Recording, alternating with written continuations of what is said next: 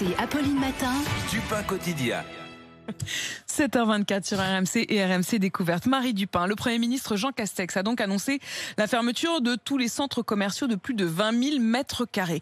Concrètement, ça change quoi pour le consommateur ? Concrètement, ça veut dire que près de la moitié des centres commerciaux non alimentaires ont fermé leurs portes dès hier. Ça concerne les centres commerciaux, mais aussi les très grands magasins de plus de 20 000 mètres carrés, comme les Galeries Lafayette ou les magasins Ikea, par exemple, qui génèrent quand même de grands brassages de population. Pour le gouvernement, cette décision permet de sortir du débat essentiel, non essentiel. On savait que ça avait été catastrophique, qu'il voulait absolument éviter de retomber dans ces polémiques. Et ça implique qu'il va y avoir beaucoup moins de magasins fermés que lors du dernier confinement.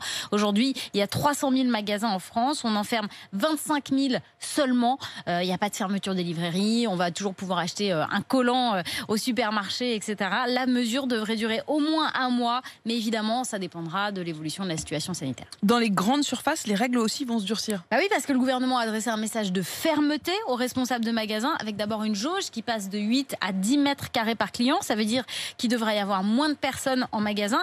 Et surtout, le gouvernement menace de fermer tout magasin qui ne respectera pas ces jauges. Il y aura plus de contrôle des forces de l'ordre. Du coup, les patrons de la grande distribution ont un peu peur. Ils ont pris des engagements. Ils promettent d'ouvrir davantage de caisses au moment où il y aura beaucoup d'affluence. Ils promettent aussi qu'il y aura du personnel dans les rayons fruits et légumes, là où il y a souvent beaucoup de monde, pour rappeler aux clients qu'il ne faut pas s'agglutiner dans les rayons, qu'il ne faut pas toucher les fruits et légumes. Il devrait aussi y avoir des messages sonores toutes les 20 minutes pour rappeler aux clients les règles de distanciation. Et puis la Fédération du commerce et de la distribution demande aux clients aussi de faire des efforts, de respecter la règle d'une personne par caddie. Ça veut dire quoi ? Ça veut dire qu'on nous demande de ne surtout plus aller faire ses courses en famille, qu'il faut y aller seul dans la mesure du possible, évidemment, puisque pour les parents isolés, c'est souvent impossible.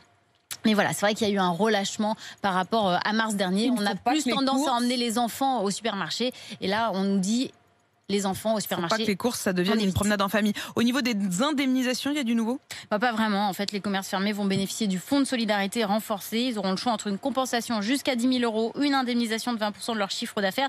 Le plus important, c'est que pour les grosses enseignes, il y aura une prise en charge du loyer, 70% des charges fixes. Et ça, c'est le plus important. Le gouvernement essaie aussi de voir comment il pourrait prendre en charge les stocks de vêtements invendus. Et ça, c'est vraiment le dossier qui est sur la table notamment en ce moment. Tous ces magasins qui vont fermer avec des vêtements d'hiver et qui vont sans doute rouvrir avec des vêtements de d'été. printemps.